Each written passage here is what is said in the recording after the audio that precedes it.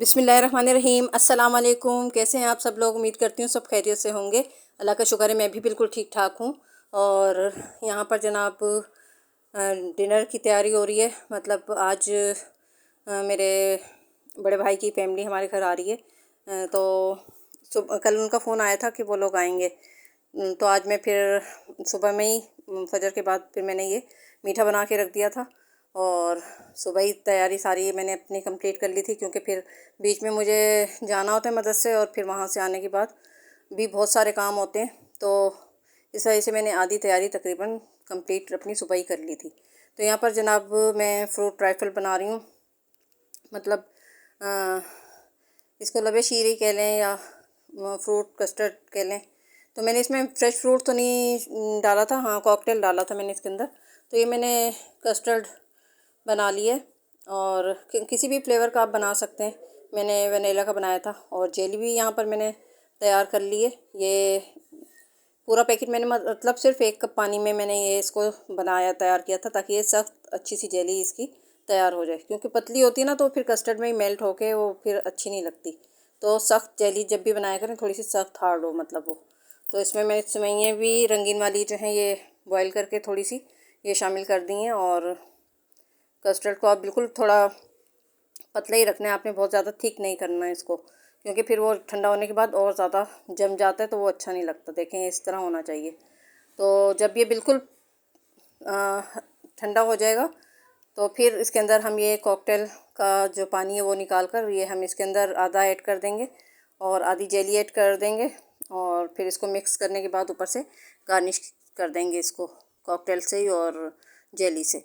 तो ये बहुत ठंडा होके बहुत मज़े का मीठा लगता है और सबको बेहद पसंद आया था।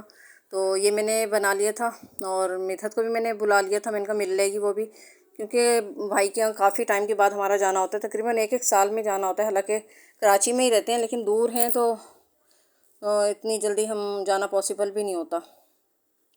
तो जनाब ये हमारा मज़ेदार सा कस्टर्ड तैयार हो गया है। तो ये मैंने बनाकर फ्रिज में सुबह ही रख दिया था। और फिर मैंने प्याज व्याज काट कर सब बिरयानी की तैयारी इधर मैं कर रही हूँ। बिरयानी के लिए प्याज फ्राई कर रही हूँ। और फिर मैंने बिरयानी का मसाला भी रेडी कर दिया था, और इधर मैंने चढ़ा दिया था बीफ का गोश्त कौरमे के लिए। तो जनाब यहाँ पर मैं कौरमा तैयार कर रही हूँ बीफ का, और चिकन की मैं बना रही हूँ आज बिरयानी। तो जनाब ये सब मैंने तकरीबन आधा काम अपना सुबह ही कर लिया था। तो इससे काफ़ी सहूलत हो जाती है। और सुबह सब सो रहे होते हैं ना, तो मुझे बहुत बिल्कुल पुरसुकून होकर मैं अकेले में ज़्यादा अच्छा काम करती हूँ। बच्चे शोर करें या हलचल हो रहा, तो फिर मुझसे काम नहीं होता। तो ये मैंने प्याज भी ब्राउन करके निकाल लिए कौरमे की, और ये सब मैंने चढ़ा दिया था। अब गोश्त गल जाएगा तो दही डाल के और ये प्याज ब्राउन की भी डालकर इसकी अच्छी से हम भुनाई कर लेंगे। और यहाँ पर बिरयानी का मसाला भी रेडी हो चुका है। ये मैंने भुनाई करके इसमें पुदीना और हरी मिर्चें डाल दी हैं। और चावल भी मैं बासमती अच्छे वाले यूज़ करती हूँ, मतलब जब मेहमान आते हैं तो। और यहाँ पर मैं बना रही हूँ मैक्रोनी। तो क्योंकि उन लोगों का प्रोग्राम था कि हम 5 बजे तक आएंगे, तो मैंने कहा पहले नाश्ता सर्व कर दूँगी और उसके बाद फिर खाना लगा देंगे 1:30 से 9-10 बजे तक। तो उसके लिए मैं यहाँ पर पास्ता बना रही हूँ। तो लेकिन वो लोग आए 7:30 बजे, लेकिन फिर भी मैंने पहले नाश्ता लगा दिया था, और फिर उसके बाद फिर तकरीबन 10 बजे तक हम लोगों ने खाना वाना खाया था। तो इसके लिए भी वही चिकन की जो बारीक बारीक क्यूब्स काट लें आप, और शिमला मिर्च, गाजर, बंद गोभी और गाजर जो भी आपके पास दस्तयाब हो सब्ज़ी, आप वो इसके साथ सॉस वगैरह डाल के और इसको पका लें। और इसके बाद पास्ता बॉईल करके इसके अंदर मिक्स कर लें।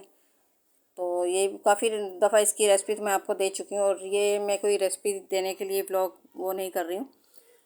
तो ये मैं आपको बताऊं कि ये मेरे सुहेल भाई की फैमिली है, और जो हमारे भाई हैं सुहेल, ये हम बहन भाइयों में मतलब तीसरे नंबर पर हैं। तो ये भाई का हमारे इंतकाल हो चुका है, 2017 में इनका इंतकाल हुआ था। और मतलब ये कि बस अब इनके 2 बेटे हैं और 1 बेटी है। और जो हमारी बड़ी बाजी है उनकी बेटी इनके बड़े वाले बेटे से मतलब उसकी शादी हुई है। तो इस तरह यानी मेरी भांजी भी आई थी घर पे, और मेरे ये भाई की फैमिली थी। तो ये हमारे भाई जो है ना सुहेल भाई, तो इतने माशाल्लाह से इन्हें आज मैंने मिस किया कि कोई हद नहीं, क्योंकि जब भी मैं जाती थी ना बच्चे मतलब छोटे थे तो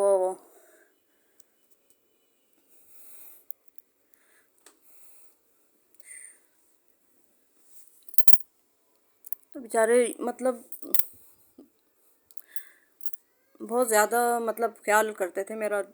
जब भी मैं जाती थी मुझे स्टॉप तक छोड़ने आते थे और हत्ता कि किराया तक मेरे हाथ में देते थे वो।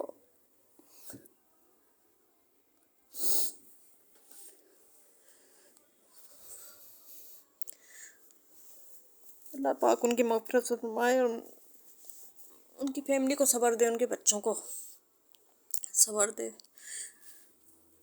तो भाई बस हमारे बहुत जल्दी दुनिया से चले गए। अभी तो उनके बच्चे छोटे थे, बहुत ज़्यादा बड़े नहीं थे बच्चे। छोटी उम्र में ही बड़े वाले बेटे की भी शादी उन्होंने फिर कर दी अपने।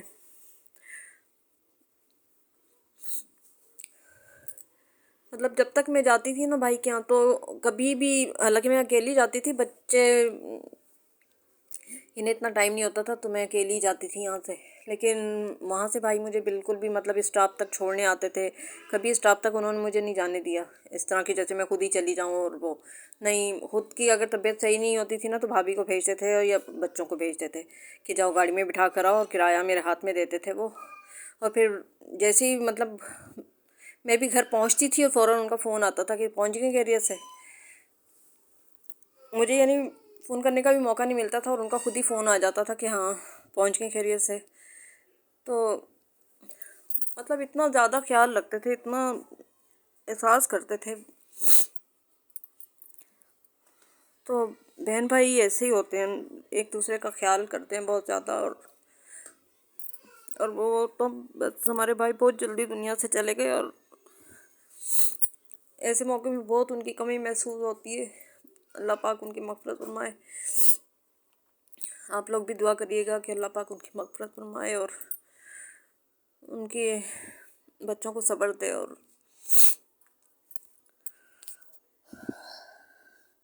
जाना तो हर एक ने है दुनिया से, लेकिन कुछ लोग जल्दी चले जाते हैं। अभी तो उन्होंने कोई अपने बच्चों की खुशी नहीं देखी थी, कुछ भी नहीं देखा था। उनके बेटे की शादी भी मतलब उनके इंतकाल के बाद हुई है। तो बहरहाल ये खाना रेडी हो चुका था। फिर ये मैंने सारा खाना सर्व किया उनके आगे और तकरीबन 11:30 बजे वो लोग गए। तो काफ़ी देर बातें बातें हुई और अब इंशाल्लाह मैं जाऊंगी उनके यहाँ भी। भाभी यही शिकवा कर रही थी कि तुम आती नहीं हो अब।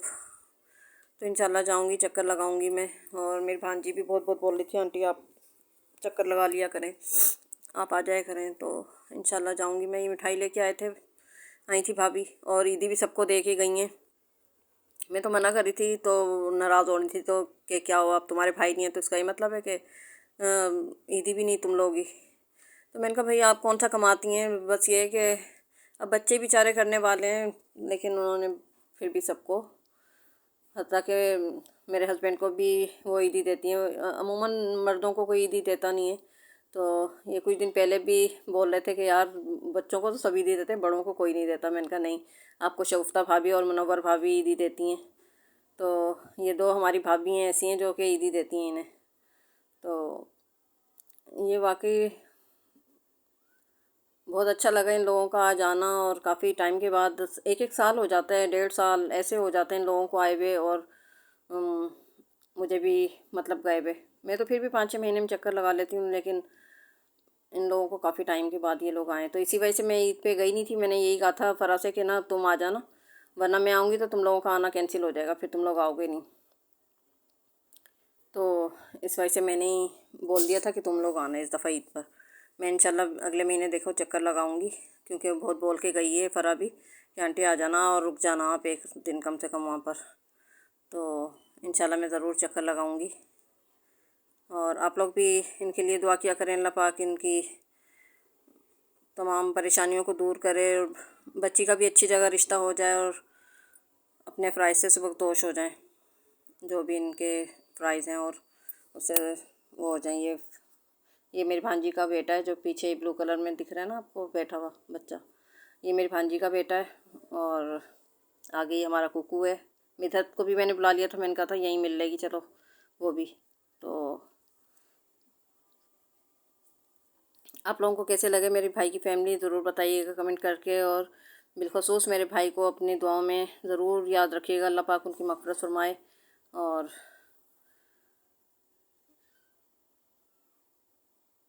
चलें जी, इजाज़त चाहती हूँ। इंशाल्लाह बहुत जल्द नए ब्लॉग के साथ आपकी खिदमत में हाज़िर होंगी। अपना ख्याल रखिएगा और मुझे, मेरी फैमिली को भी अपनी दुआओं में याद रखिएगा। ये वीडियो पता नहीं क्यों सही नहीं बनी शायद, तो ये इसके लिए मैं माज़रत चाहती हूँ आपसे।